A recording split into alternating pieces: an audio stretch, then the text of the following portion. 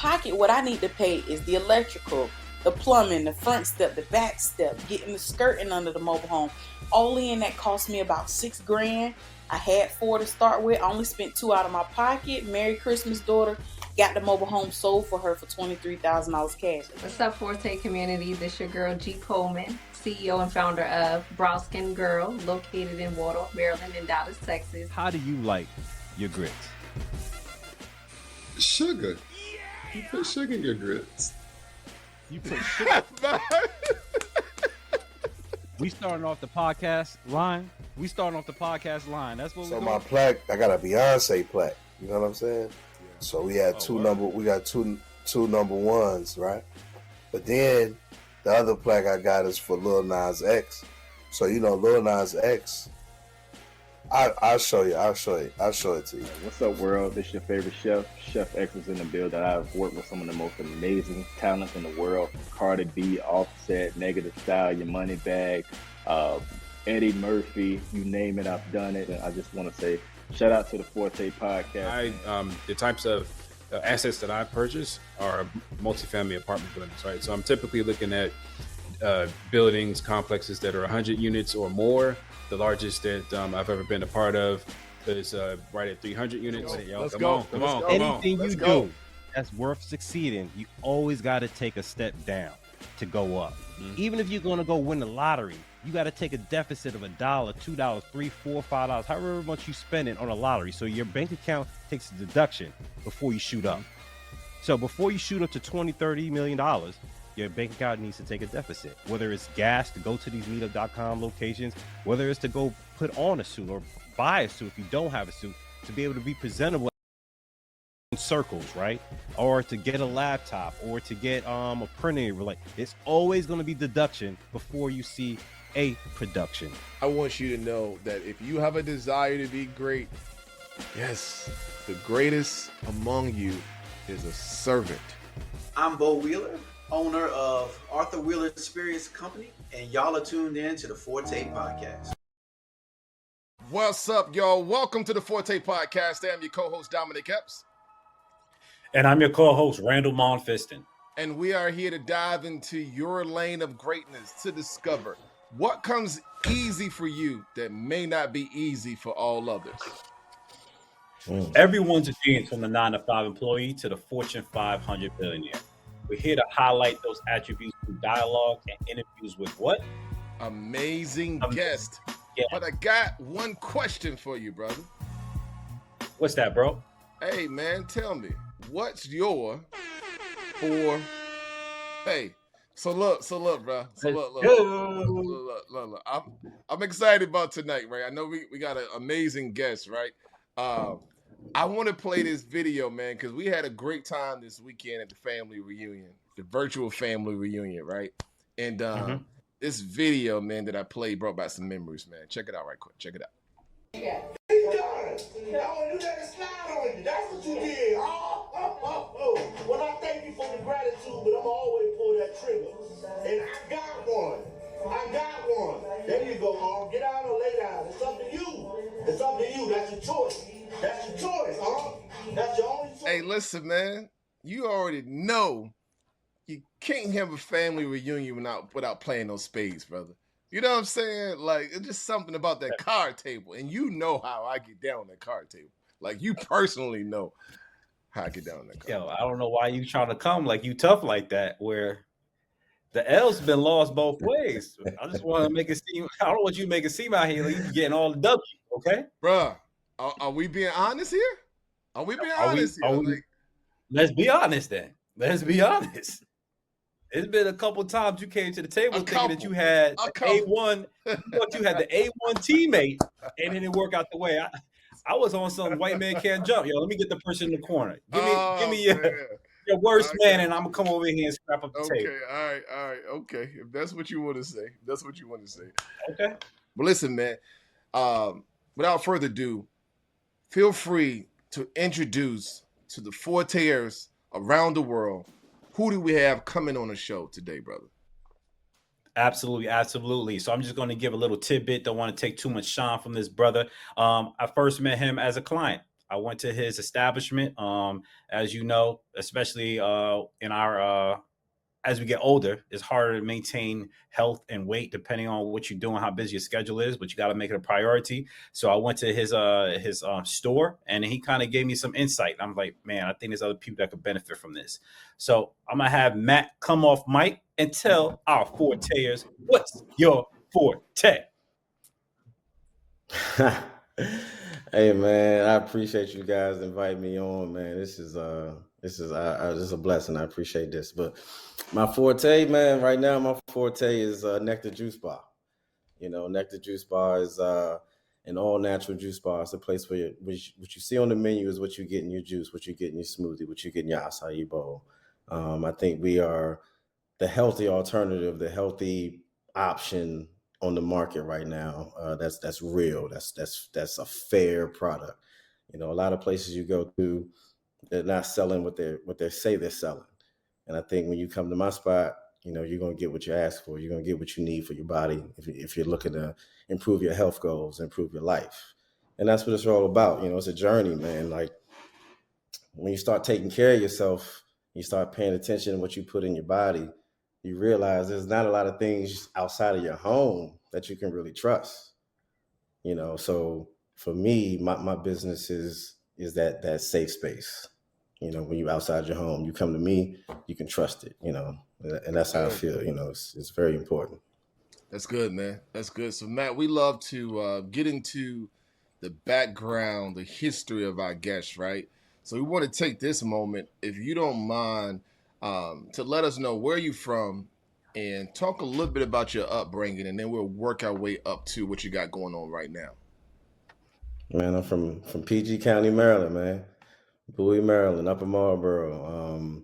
Went to Suitland High School graduate. Went to South Carolina State University. Played golf. That was my thing growing up, and played golf and baseball. But I played golf at South Carolina State. I'm the youngest of three boys. Me and my brothers are all, man, like I'm the youngest boy. I'm the youngest, but my brothers are incredible. As well as my parents. My parents did an incredible job, Stanley and Deborah Jackson.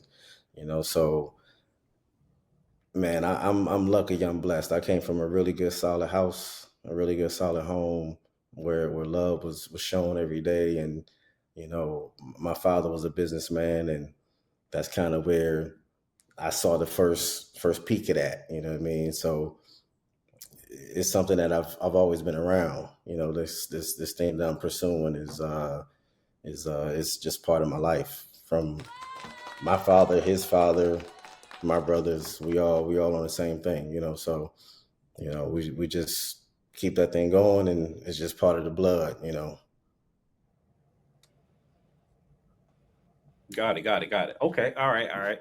So South Carolina State University. From there, you went to do what? Did you go corporate before you jumped into the entrepreneur space, or did you go straight into entrepreneurship? No. I work for the government. I still work for the government. My first job out of college was with the Naval Facilities Command, Facilities Engineering Command. So I'm a contract specialist, contracting officer. So basically what that means, everything that the government does, we do via contract, we do via negotiation or some kind of competitive situation. So I'm the individual that is either going to advertise that competitive award or negotiate a sole source deal. So when I was with the Navy, I was doing construction contracting. We were building things, designing things for all facilities in the Mid-Atlantic area, as well as some off-site facilities in Guam and things of that nature. We had some off-site stuff we did, but most of our stuff was in the general area. Then I went to NAVC, where I did weapon systems purchasing. So similar contracting, still doing contracting, but I was buying weapon systems. That was a very intricate negotiation process, intricate contracting process. So as well as just my education background, my professional career really taught me business. My professional career really gave me an insight of how things really work. How you really make money, like the bottom line, how to read a a profit sheet, how to read a proposal, how to really make money on paper before you make money in the real world, because you got to make money on paper first, no matter what you're doing. So yeah, my business career or my professional career is still ongoing. I work for NIH now, still doing contracting, still doing construction contracting. So even as I pursue my juice bar, I'm still grinding. Still got to pay the bills. Yeah. Like, you don't know this, but about a year ago, we started the Forte podcast. At the beginning of the podcast, it was two different sides of the coin. Don was full-time entrepreneur. I was 9 to 5, transitioned into entrepreneur. So we got to tell the story live in front of our viewers of how somebody can, right? Like, a lot of times people could feel like if they're too far removed, the person that they're trying to glean from or learn something from, they were like, I can't do that. But we're hoping that our viewers, our listeners, were able to see that transition and allow them to feel inspired that they could do it as well. So for you to be on, because I don't think we've had somebody we've had a couple people, but I don't think they've been fully transitioned into the entrepreneur space. They're still doing that transition. So you have a full, like, running business, employees, and all this other stuff. I think you made a comment. I kind of laughed. I don't know if you caught that. You say, I'm the HR, I'm the recruiter, I'm the owner. I'm out here making juices. I'm doing employee work. And I feel that because I transitioned into the transportation space from being 9 to 5, and I'm still going through that. I'm still going through the hurdles of trying to manage being HR, recruiting, like the fleet manager as far as managing the drivers and all this other stuff, right? And then administrative stuff, the back end business stuff that comes with just maintaining the trucks. All right. So I laughed at that. Like, I feel your pain. And try so to respond back to messages and respond back to phone calls and all of that stuff that you just let go by the wayside. But I want to mention something because, Randall, you touched on it and you knew I was going to hit it. We want our viewers to understand that, being an entrepreneur does not mean you cannot work a 9 to 5, right? Because maybe it's a myth for many people to believe that, man, in order for me to be, my own boss or to be a boss, I gotta, quit my job, for instance, right? And in some cases, there are certain people who, what we would say, they go all out, right? They make that leap of faith and they put everything into their business. But then there are those that have found a way, and it sounds like you, Matt, you have found a way to continue to work your 9 to 5, but also have a successful juice bar. And so we want to talk about, the challenges that come with that, right? Because I'm sure there's some challenges that you have faced with, hey, you got work here, but then you got business here.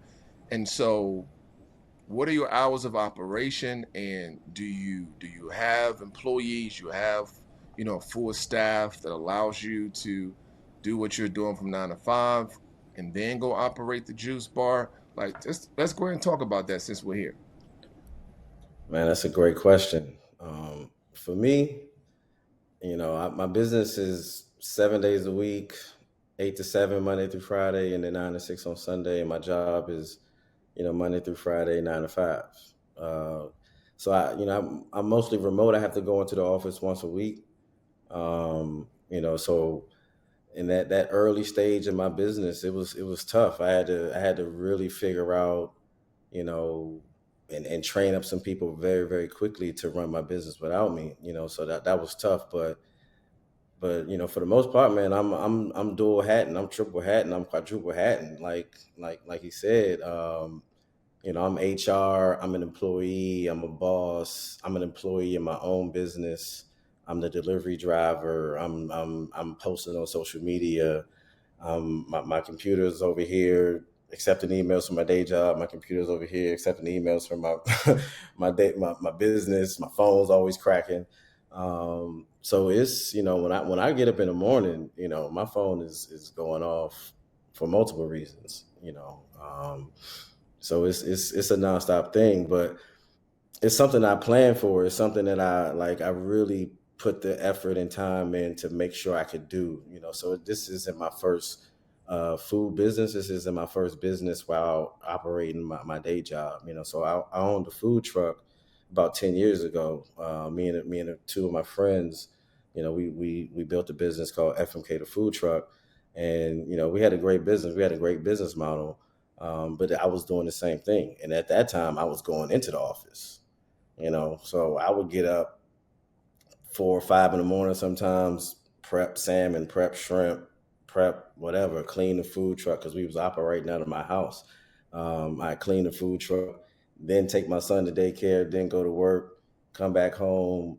They come pick up the truck from my house, go operate the truck during the day, bring it back to my house. I clean it. I, do some more prep that night. Like it was this is something I've been doing for a long time. So I was prepared for this. You know what I mean? Like I kind of know how to maneuver. And I got 2 kids now. My son's 11, my daughter's 5. And me and my wife are no longer together, but we split custody. So I get my kids half the week, every week. So I got day job, business, kids, all of that. It's all mixed in. Yeah. But it's not something that I stress about or worry about. It's just the task at hand, right? Like when you set out to do something like this, it is what it is. Absolutely. Like, what you gonna do? You gonna cry about it? No. Like I signed up for this. Right. You know what I mean? Gotcha. Entrepreneurship ain't for everybody. I wouldn't tell everybody to pursue it. You really gotta want to do this. Because you're gonna run into some decisions and some days and some nights that are crazy. You know? Right. But mixing it all together, man, it's all mixed in together. It's gumbo. So let's talk about something. No, go ahead, Randall. Go ahead. Nah, like as you were talking, I felt it in my heart, that you gotta feel this. You gotta feel to be an entrepreneur. It can't be like, hey, like I know social media makes the glam and glit on the back end. You get all these dollars if you do it right. Yeah, but there's war you gotta go through before those dollars. Your mindset has to shift before your bank account shifts. And if you're not willing to go through the headaches, the pains, the emotional up and downs, the bank overdrafts potentially, right? If things don't go the way you plan, you got to deal with all those headaches before you reap the rewards. And if you're only doing it for the money, solely for the money, then I don't think that you're going to be. Come on, man. You're going to be man. right? Bro, it has to be. Like, listen, I had this. You got to find something else that's more meaningful for why you do it. Yeah, man. I had this conversation, man, with someone, man, and it was talking about, basically they can't wait to be a boss, right? They can set their own hours or whatever. I said, man, I'll be honest with you, man. I said, I work more than I did, when I had a 9-to-5 job. You know what I'm saying? Yeah. Because to be honest, you're almost never off because anything is subject to happen, right? And so I'm like, nah, that ain't the right mindset to have. Now, there's freedom that comes with this, but it's not the freedom that you may expect. You get what I'm saying? And if you are looking to sleep in, for instance, and say, well, I start my day a little later because it's like, your business is going to plummet as a result of it, right? But how we look at challenges and how we respond to challenges is important. Like today, I'm in one of our properties, man, and there's water coming in from the rain, and I physically see it, right? And it's like, I mean, are you gonna cry about it, or you gonna just fix it, right? And it was good to know that, hey, you know what? I had the guys cut out this piece of sheetrock for something, and I didn't know what was going on, but now we see and was able to see where it's coming from. So everything happens for a reason. So into these challenges, so you're a father, you're a full-time father, full-time employee, full-time entrepreneur of your business, right? And people talk about balance as if balance is something that is possible. But how do you balance fatherhood, being a great employee? And I do want to talk about the, what Trump, they're asking for, I don't know if you consider federal worker or not. Are you not considered? Yeah. I'm right? Federal worker, civil servant. Yeah. My life's about to change. Right. So now it's like, you got the pivot, right? And so it's another challenge where they're trying to remove working remotely. So now you got to go into the office. Yeah. How is all of this coming into play, man? How are you looking, forward to this change, and what are some things you're putting into place to be in position to make sure that you can continue to thrive during all this change? Man, it goes back what you said earlier. Look, I interviewed a young lady today. I've hired 3 new employees in the last 2 weeks. And this is like my ramp up period anyway. This is going into the spring. I would typically be doing this. But you know what, man? Like, what's happening right now is one of them things in business where you gotta understand and use these moments and these times to get stronger and be stronger and accept that, all right, you signed up for this and this is what it is. All right, so Trump is going to bring me back to work. Okay. If my business is ever going to be successful, it was going to be successful without me in it anyway. Come on, man. Woo! So what he's doing is accelerating what I had to do anyway. All the things that I was putting off, all the conversations and the things that I was, the plans I wasn't making. I got to do it now. It's got to be right too. Man. So that's for me. Like, I got a homeboy, my homeboy Reggie, and when we talk about problems, I get to have these problems. I could have other problems, but the problems that I have right now are the ones that I chose. Like, I get to call my accountant and figure out this. I get to figure out a way to, rob Peter to pay Paul this week. Like, I get to do all these things because I'm living my dream. So if I had other problems, fine. Like, but at the same time, your problems are your problems. You get to have these problems. It's not something that happened to you.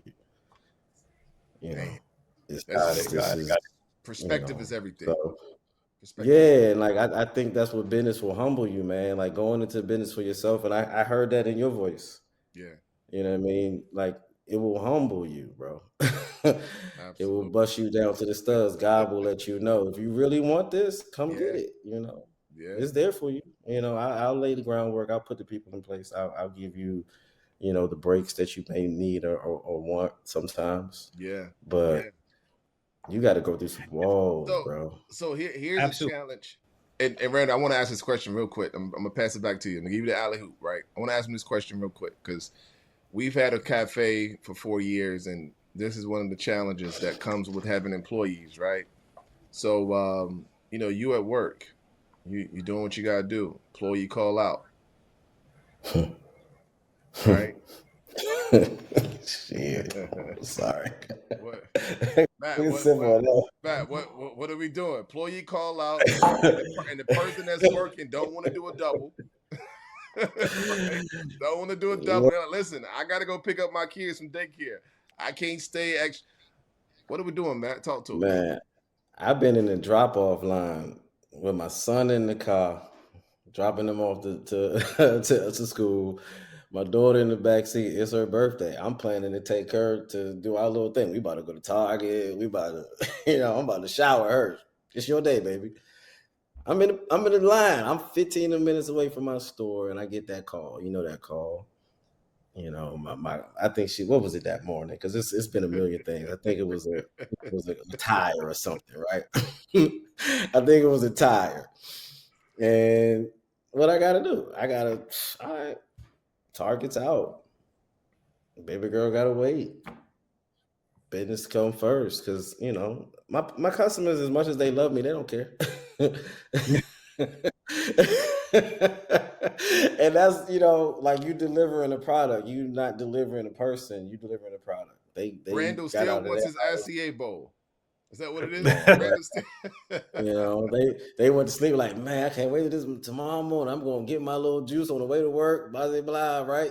Yeah. So I run a 7-day-a-week business. Like, every moment I get, I owe it to somebody else that I'm not in my store, right? Like every moment I get, I'm a golfer, and golf take 5 hours. It really takes 6 or 7 if you're really hanging out, you know what I mean, doing your thing, right? So any day that I get to go play golf, I owe it to my business and the people that run my business to make sure it's right. That's good. You know, and the same thing go for my kids, right? Like if I get to go to the recitals because I planned for it and somebody didn't call out, or because I've missed them. I've missed the funeral. You know, I've missed those important dates and those important moments just in the 16 months that I've been in business. So ain't no straight line, you know. You don't get to call it, I'm make sure I do X. You know, it's just part of the game, man. You sacrifice a lot. Yeah, that plan getting blown up is constant. You be like, I got this good schedule of people that's gonna come in on this date. Everything's good, and that one hiccup creates a whole domino effect. I think what Don was alluding to, right? I don't have a CDO, right? I just know the business side, and I lean on some couple of drivers that I trust and help me call bull BS when somebody's trying to pull wool over my eyes. But yeah, it's like a shuffleboard, right? You're constantly trying to shuffle pieces around at the same time, think ahead of how you may be overburning or bring out your good drivers because you're trying to plug a hole for the drivers who aren't doing or pulling their fair share of weight. So yeah, that's fortunately I don't have to jump in the truck. So I guess I don't have to experience the same thing as you having to go to the juice bar and get behind the cashier register and make things pop. But yeah, that would be a headache. I can imagine that. A 13-hour drive. If one of my drivers call, oh man. Yeah, man. Let it be on a cold day too, right? Man. Yeah. So Matt, my question for you now, man, what inspired you to start the juice bar? Because I've known a few brothers that have opened up a juice bar, right? And for most of them that I've known, it was some type of health situation that led them to changing their lifestyle, right? Their eating regimen, right? And then that led them to, man, I can start this as a business, right? So you had a food truck. So what made you go from the food truck to say, you know what, let me go into this juice bar? Well, quickly to go back to the food truck, for me, I learned about myself and what I like to do in that business. I enjoy the front facing customer experience, delivering some value to a customer. I learned that. I like doing that through food, you know what I mean? But like you said, how I got to Nectar Juice Bar, how I found Nectar Juice Bar is through a health journey. I'm probably 55, 60 pounds lighter than what I was when I found Nectar. I was, as I said earlier in the podcast, like once you start looking for healthier foods, once you start paying attention to what you put into your body, it limits what you can eat, especially when you're outside, right? So I was flipping a house up in Baltimore. That's another part of my business journey. I did pretty well in real estate. I was a landlord for 10 years, and I flipped some houses in a short period of time and made some decent money. That helped me purchase a franchise. But I was flipping a house in Baltimore. I was going back and forth, and whatever I was out, I would just Google juice bar or Google smoothie shop because I was, drinking smoothies and going to the gym and just starting that part of my life, like just eating right, especially while I'm out. So I just went in the Nectar one time. It was the nearest joint to the house I was flipping, and the first sip, man, like I could tell the difference. I've been to Smoothie King, I've been to Tropical Smoothie, Jamba Juice, a whole bunch of other smaller brands or whatever the case may be. And once I tasted Nectar, I was like, all right, something's different about this. Like, what is this? And that took me down a rabbit hole of TikTok and YouTube of like, all right, how does Tropical Smoothie make their smoothies? How does Smoothie King make their smoothies? What does Nectar do that's different? And that is a through line about how I eat, period, now. Like, I need to know how this restaurant got their product, made their product. What are they using? What kind of oils? All of that stuff. But the health journey is what brought me to the juice bar. Like you said, like it was something that I felt like if I'm a young Black man that is struggling with his weight, that doesn't want to go on high blood pressure medicine, that doesn't want to have cholesterol issues, that doesn't want to have heart and stroke and all of those things. And the reason why I'm pursuing better food is for that.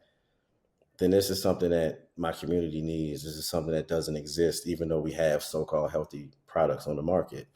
So I felt there was a void. Same thing with the food truck. I felt there was a void. Like, my food truck was all natural whole foods, and we just made them into rice bowls. It was similar to like Chipotle, but a Southern style type product, grilled and everything like that with rice and veggies. So being healthy has always been important to me. But just literally being outside, seeing the juice bar market and noticing there's a hole, especially in this area, in the East Coast. Out west, juice bars are a dime a dozen. Everybody's juicing fresh and whole and natural. That's just part of the culture. So out here, there's a culture divide. There's a cultural void. So maybe the product is just missing. So for me, business wise, if I'm right, there's a lot in there. Just to highlight on two things that I heard you say that I don't know if the viewers or listeners heard, but I just want to recap it. First thing you said when you started talking about the food truck transition into Nectar, like you like to serve people, like you get satisfaction out of you, but through food you're able to serve people and then benefit them. So that was passion one. And this is going back to the conversation from before about you have to find something that you're passionate about that moves you. That's more than money. So that's the first thing I heard you said. And then the second thing was that you, through your own journey, as Don mentioned, you were going through your own way of trying to figure out a better way of eating and healthier lifestyle. So how do I bring this to my community? So this way they can also benefit from what I'm learning. So that's the second fold. So it's all about the serving other people. I think that's what people miss, is that you get so caught up in the money, but you forget about like what value adding to somebody else, and the money's gonna come thereafter because that person is gonna go talk to somebody else because you added value to them.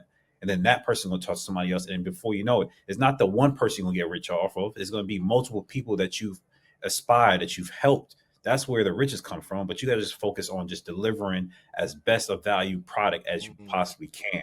And everything comes thereafter. That's good. That's what I took away from that. Yeah. 100%. Yeah, that's good. So let's talk about what was your next steps. So you taste this smoothie. You know this is something different. You do your research, right? So what led you to saying, okay, I would love to invest into this franchise? Like, and what was that process like for you?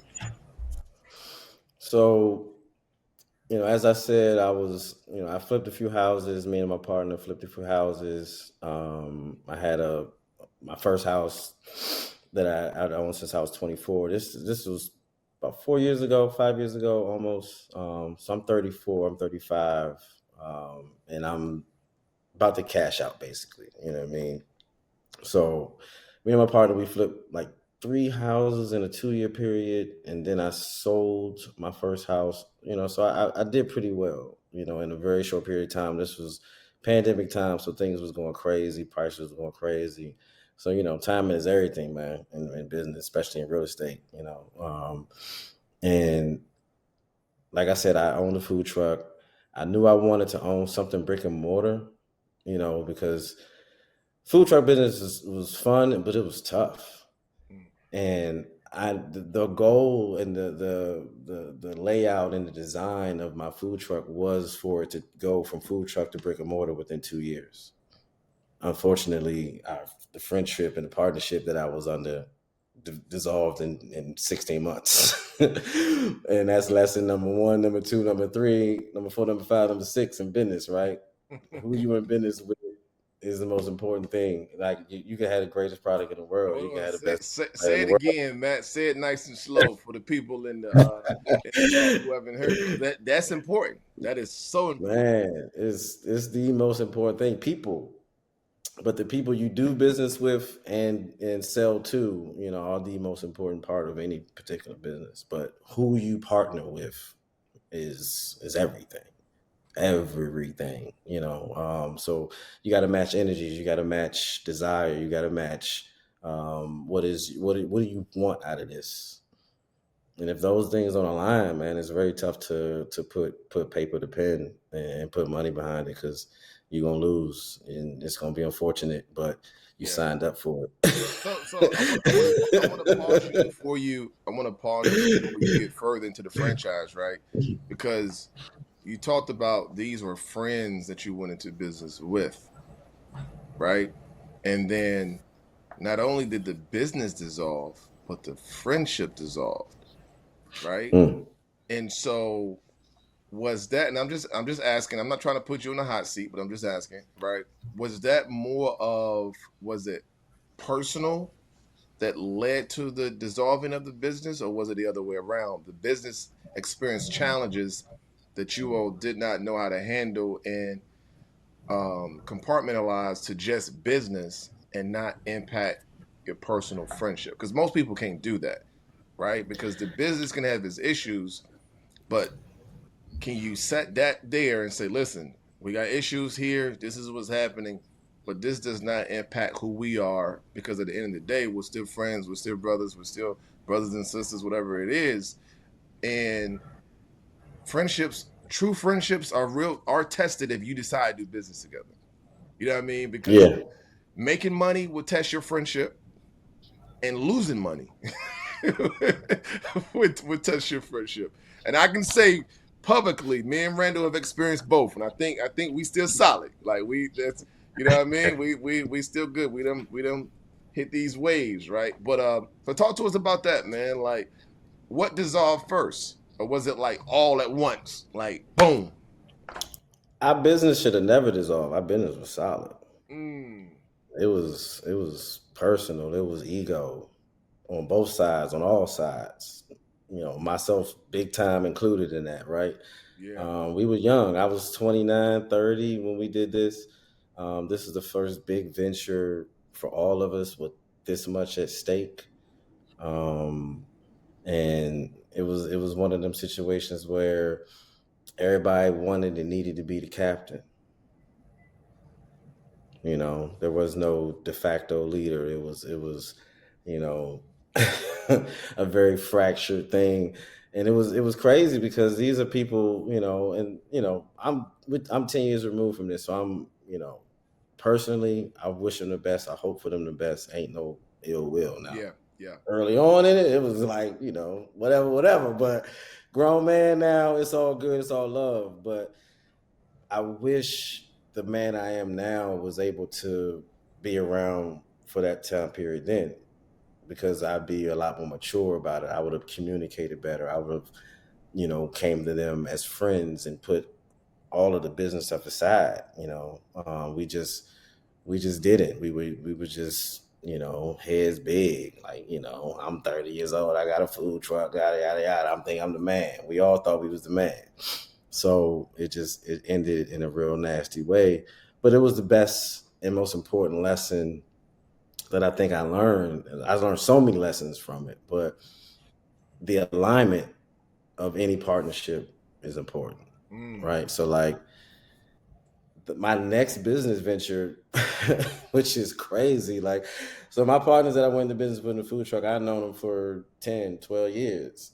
My partner that I flipped houses with and had 6 figures flowing between my account and his account while we doing this thing, I met this dude on Craigslist. Wow. Yeah. So it's crazy. Like you, you tell people some stuff sometimes about like how things happen, they look at you like, man, you crazy. That ain't happening. Yeah. No, I met a dude on Craigslist, and me and him made $100,000 together. Wow. Crazy. How long did you vet him? Like, or was it like we communicated over text and phone, because I was trying to find a house. Okay. Like I was on my own. I was trying to find a house to flip. He had a property he was trying to get rid of. And the coolest thing about him, and what made him so solid, what made him, you know, me and him connect very, very early on, is he knew I was green. He was younger than me. He was probably 5, 6 years younger than me, but he was well experienced in the game. And he said, you know what? I was just trying to get this house off because I got some money tied up over here and over there, and I'm just trying to get it off. You know what I'm gonna do? I'm gonna flip it with you. I'm gonna run the joint with you. Wow. So we just connected off that. We met, drove up to their property. You know, me and him had similar interests. I ain't gonna talk about it on the podcast, but we connected on other things on the ride up. You know what I'm saying? Yeah. And it was like, okay, cool, brother. Like, and we just vibed out. And trust is built over little micro things, right? Mm-hmm. So what I appreciate about Oaks, his name is Usama, man. Usama, man, love, appreciate you always. I gotta holler at you when you talk in a minute, but that's my man for life. Yeah. You could talk to him at the Forte he experience. Always communicated with me. He always kept me abreast of what was going on because he knew I didn't know. So he always kept me aligned, or hey, we doing this, we doing that. It costs this, it costs that. I talked to the contractor about this, talked to the contractor about that. The lawyer said this, real estate agent said that. Boom, boom, boom. Like he literally dragged me through the process hand by hand and taught me the game. And then the next two houses we flipped, I ran point, and he was, you know, we just traded money. Yeah, you know, because he trained me up so well. So, you know, those lessons are. Like you can't pay for that. You know, you lucky if you have an uncle that can show you something like that, or your daddy can show you something like that. But I met this dude on Craigslist. Wow, man. Wow. So that's dope. Yeah, that's dope. Real dope, man. So let's get back to the franchise. So what was that process like for you? Man, it was a long process, really. Like, I think we signed the franchise agreement November 21. So it's funny. So like when you pursue a franchise, and every franchise does it different. Cause like I looked at a bunch of different franchises. I was looking at UPS stores, FedEx stores, a couple cleaning companies, all kind of stuff. I was just looking for things to park this money I made and try to find some cash flowing business because I was tired of having my money tied up in real estate. I wanted something that was cash flowing. But when you pursue a franchise, they have like these meetings, and it's just like an open forum meeting, like a Zoom call like this. And it was the CEO and like the president, and they just have a little powwow, and they have everybody go around the room and explain who you are and why you want to be in the franchise, or why you're excited about Nectar and this, that, and the third. You know, so they vet you as much as you vet them. You know, they gonna look at your financials. Okay, boom, that's easy. You either got it or you don't. And you know, to speak about the financials, you need for Nectar, you need about $250,000 of liquid net worth at the time. It might be the same or a little bit more, but for most franchises, brick and mortar franchises, you're gonna be in that $250,000 to up range of what they need from you. But they vet you, and I'll never forget. I'm in a Zoom call and Plaxico Burrs. Plaxico Burrs is another person in the Zoom call that's looking to be a franchisee. And I talked to Plaxico yesterday. He built his store in Nectar in New Jersey. You know what I mean? So it's crazy. But to go, you know, to continue on with the process, like franchise fee for Nectar is $35,000, and that effectively allows you to run their business. That's what a franchise fee does. It says, hey, we'll allow you to run my business. I'll give you everything you need. Business in a box. That's what a franchise is. Business in a box with a whole bunch of manuals and recipes, and you should do this and you should do that, and this is how you do it. Boom, boom, boom, boom. Everything after that is on you. You got to go find a broker. You got to go find, you know, a space you want to lease. You got to go find a contractor. You got to go find an architect. You got to go source everything, your lawyer, your accountant, you know. So they give you a business in a box, and you got to go, you know, it's like a chia pet. You got to go put water on it and make it grow. And it's up to you. Ain't nobody to call. You know, Wow. they granted, I don't want to say ain't nobody to call. They are supportive throughout the whole process. So like, you have a construction manager, you have a real estate manager like that you can bounce things off of. But at the end of the day, this is your decision of where you're gonna sign a lease. This is your decision of who you're gonna hire. This is your decision of how you're gonna run your business. So like every franchise that you go into, some Wendy's are clean and some Wendy's are another way. Right. You know what I'm saying? Right. So what you're seeing is the person behind the mirror or person behind the wall, that's presenting that particular Wendy's, So it's a business in the box, man, and you got to go and make it happen from where it goes. So we signed the lease agreement, we signed a franchise agreement in November 21. We signed the lease at my space in June of 22. So you typically get, like say for example, commercial leases are like 5 to 10 years. If I'm not mistaken. Yeah. So my lease is 10. Okay. Because I built out a space. So the space I had was what you call a empty shell, but I forget what they call it, empty shell or something like that. But basically, there was nothing there. There was no plumbing, no electrical, no nothing. It was a full build out. I had to put a grease trap in the ground. That's one thing. Like it's one of them things, man. Like, yeah, you with it. like, yeah.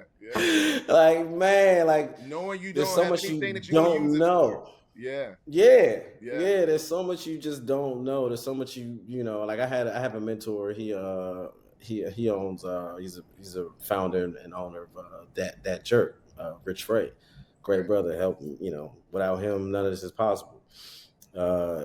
And he told me, he's like, look, you need to figure out if you got a grease trap or if you get a grease trap requirement. I'm like, oh, all right, Rich, yeah, I'm looking to it. Grease trap, $60,000, fool.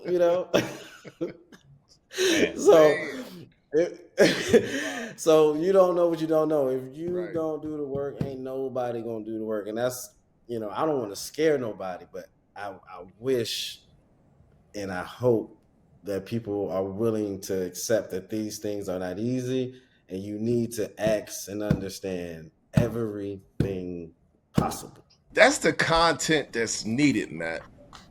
You know what I'm saying? Because people see, for instance, they see you as the franchise owner. You're the face of the brand, right? You're serving the customers. They're coming to you, getting their favorite smoothie, bowl, or whatever the case may be, right? And then somebody says, man, I can do this, right?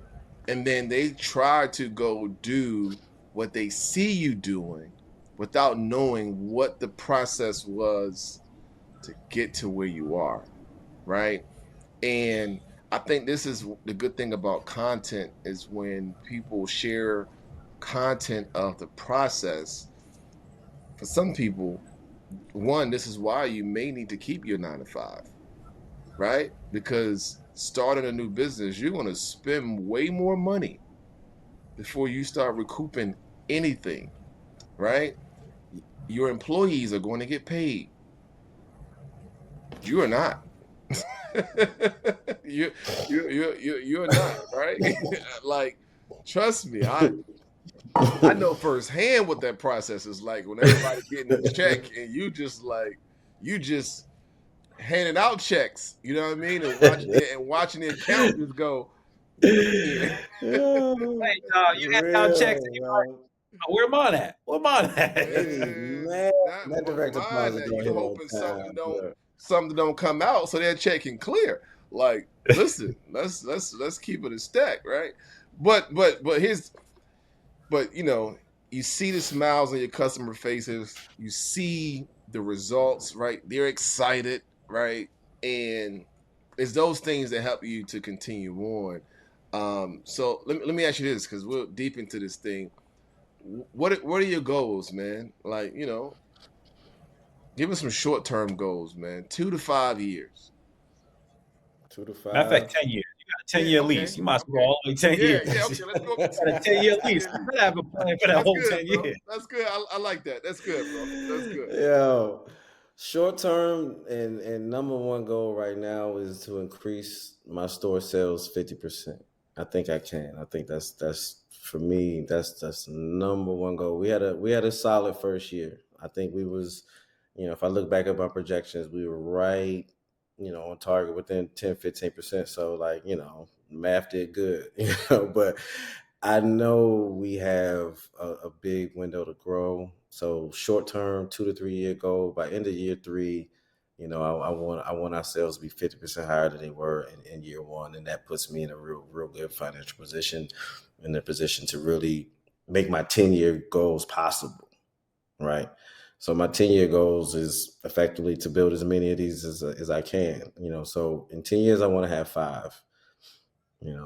And I don't think I told nobody that. I shouldn't even say that out loud. Exclusive. Come on. I'm about to say. Let's go. That's good. In 10 years, I want to have 5. Like, you know what I mean? And but it's done, man. You got it. As many as possible. Like, like I said about the brand, I think for one, the product is needed. 2, the brand I think is it's malleable. People can, like, for example, I don't have a whole lot of marketing money, like we was talking about earlier about, that experience that I have to deliver. That's the way I get people back into my store. I get you back into my store because we're good and we're selling a good product. And whether I'm there or not, my employees are great. So you're going to get the same thing you get out of me. You're going to come in there and leave knowing, all right, these people listened to me, they heard me, they tried to deliver, and they provided value to me. And that's, to me, that works everywhere where your business fits inside of a little box. That's right. So I just need to find some boxes, My pleasure. That works everywhere. Yeah, I'm a man, like, for real, like. Hey, I'm gonna second that, Matt. I went in there 2 times. First 2 times I've been there, Matt was behind the counter and he hooked me up with the juices. The third time, I was rushing in traffic. I need to get there before it closed. Matt wasn't there. I was like, dang, I'm not gonna get the same service. But in my naiveness and thinking that Matt couldn't replicate, he did. Both the employees blew it out the water. Smiles on their face. They went back there. They made the juice. They even helped it bring it to the car. All of that. I was like, yeah. So you got a good thing going over there. I just wanted to make sure that you got that that reassurance that your employees are holding it down. Man, I appreciate that. That means everything to me. Like, that means I'm doing my job. You know what I mean? And it's funny, they used to make fun of me because, like, at the early stages of the store, I'm going up above and beyond. I'm doing all kind of stuff. I remember everybody's name. I remember your order. I remember how you like it, thick, thin, whatever. You like extra ginger. I'm doing all that. And they used to be like, oh, you talk too much, yada, yada, you know. And now they all do the same thing. Because that's how it worked. Like, you can't really yell and beat somebody into submission to deliver your product. Like, they need to see it. Like, this generation is a little bit different. You know, come on, they man. not just showing up like, oh, you know, I'm lucky to have a job and I'm coming here to put my best foot forward. And nah, they different. Like, you know, I don't want to go and get into the difference between millennials, Gen X, and Gen Y, and all that, whatever. But they are different, and they require. When you are present and you are active, it's just like, you know, playing sports, man. It was something about the coaches that used to run with you in comparison to the coaches that just watch you run. You know what I'm saying? Like, those who were out in the field with you doing the work, like now, man, lately for a while now, like, I'm in these houses working, and I'm basically saying to the contract, listen, you're not about to outwork me. So you're going to step your game up or go out the door, right? And so for you to set that mark, man, it's pretty dope, man. It's pretty dope. So how can our viewers, man, how can they get in contact with you? How can they support your store, support you and what you got going on? Man, at Nectar Crofton, Instagram, you can DM me there. You can hit my email, Mathew or M Gilliard at Nectar, my Nectar, but I can put that in the chat. I'll send that to y'all so y'all can put it down. But the best way, honestly, like, you know, for example, we do small business Saturdays. We do all kind of events. Like this Saturday, I have an event, a young lady who sells Haitian food, actually. You know, so anybody that's doing something authentic, all natural, you fit what we serve. You know what I mean? So she's bringing in some soups, some patties, some pastry. Yeah. You know, I messed it up. Yeah, you know. But please don't mess the name up. Please don't mess the name up. Don't mess the name up. but nah, you know, so DM me at Nectar Crofton, and now I'm looking to host anybody and everybody that's falling in line with living better. It's all about living better. That's awesome, man. Hey, Randall, fire episode, brother. Yeah, man. Yeah, Matt. Thanks for coming on again, man. Thanks. Hey, I want to let you know that last month leading up to the Forte, I'm gonna be all at Nectar Juice. I'm trying to slim down so I could be in my all white looking red. Matt, bro, all my money for the last couple of weeks leading up to the Forte. Like it's you know, I'm starting to see it like man, there's an influx of black men that are now coming into my store. Like, talk about that right quick. Talk about that. Real. Talk about real. that. No, like, yeah, it's funny. Like, all right, so my customer base is women, bro. You know, it's 70% women. It's probably 45, 50% black women. Man, shout out to black women. God, like, I can't run my business without you. Like, y'all are the basis of what I do. And they bring their husbands in there. They bring their boyfriends in there. They be dragging them in, right? And they be dragging them in, and they be like, babe, you should get a juice. And I was like, you know, that's when I get to talk. That's when my employees get to talk. We get yeah, bro, you should try this, you should try that, yada, yada, yada. And I can't tell you how many people that have come in there with, you know, nah, I don't want to try that, bro. I don't do green juice. And now they buying 64-ounce jars, and they doing cleanses, and they fasting, or, you know, they tell me that their gout is a lot better than what it was, non-existent, right? Like, you know, so your health is your wealth, man. Your pantry is your medicine cabinet, and you know, we are outside pantry as far as I'm concerned. You know, it's just like going home, cooking from home, getting something you make yourself. You know, so you know, black men I think that's important to me when I see people that look like my dad coming in because they want to feel better. You know, that's good, man. Wow, man. Yeah, man. Hey, brothers, y'all keep showing up. Y'all keep showing up, man. Let's put in this work. Let's put in this work. Well, Matt, we're gonna come right back to you, man. Hold tight, brother. We're gonna come right back to you, bro. Come on, man. Another one, man. Yeah. This season is fire. This was some good, man, bro. Like, it was good. It was good. It was real good, man. Hey, y'all, we out of here, man. We appreciate y'all so much. We gone, baby. This is another fire episode. We out of here. Peace.